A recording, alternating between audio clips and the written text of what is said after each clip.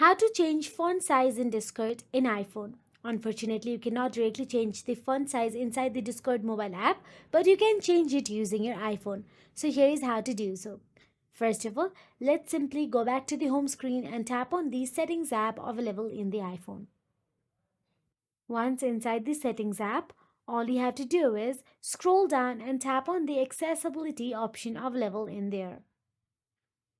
Now once inside the accessibility, scroll down and tap on the pre-app settings. Then tap on the add app. Once you tap on the add app, scroll down and look for the Discord or simply search for the Discord. Now tap on the Discord. Then tap on the large text. And here adjust the slider to increase or decrease font size. You can simply go back to the Discord app and see the changes reflected. This will change font size only for Discord. So that is it. If you found this video helpful, please like, share and subscribe our channel, and thank you so much for watching.